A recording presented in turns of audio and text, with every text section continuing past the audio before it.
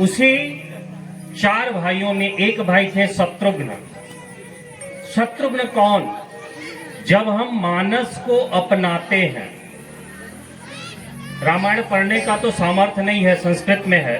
रामचरित्र मानस को जब अपनाते हैं तो तुलसी बाबा क्या कहते हैं?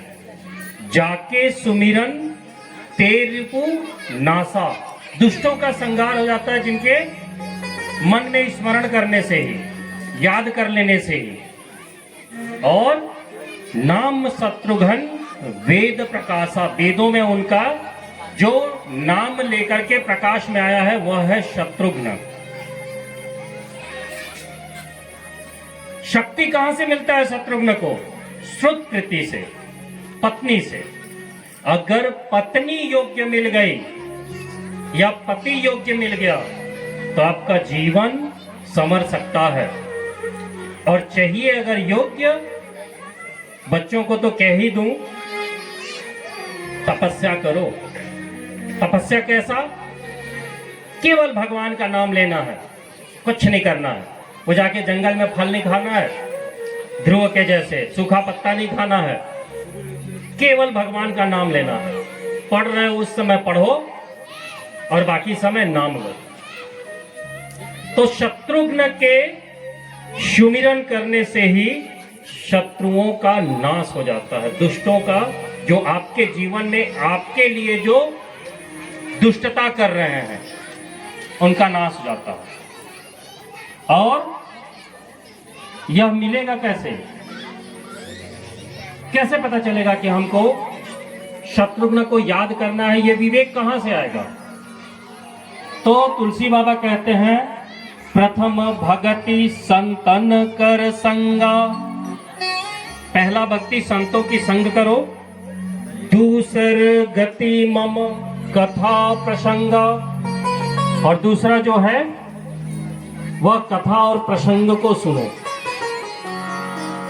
तो यह बुद्धि, यह विवेक आना शुरू हो जाएगा। एक और भाई थे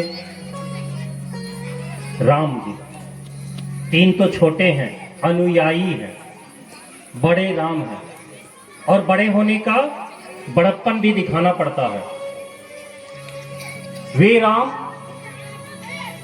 जो सब कुछ छोड़ के चले गए, वे राम जो दुष्टों के कहने से कि माता सीता अपवित्र है, राजधर्म निभाना है, राजा बन गए हैं, चक्रवर्ती सम्राट, राजधर्म निभाना है, हाथ जोड़ करके अपने छोटे अनुज लक्ष्मण को कहते हैं, इसे जंगल में छोड़ के आओ, किसी ऋषि, किसी महात्मा के कुटिया में।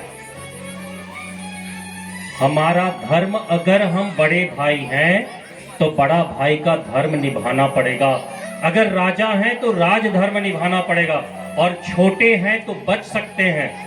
छोटों की गलतियां अगर बड़े माफ कर दिए तो आपको अपराध नहीं लगा, लेकिन बड़े हैं तो बहुत कुछ सहना और भोगना पड़ेगा।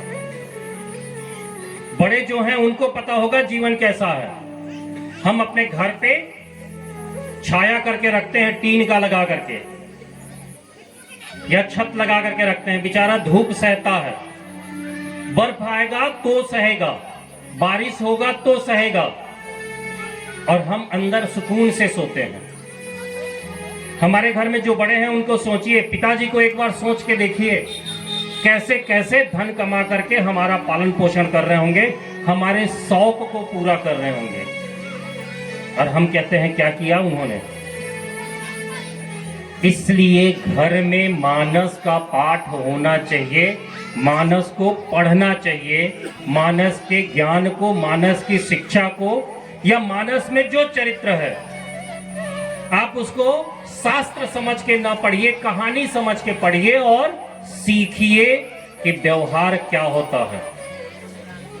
उसी रामचरितमानस में लिखा हुआ है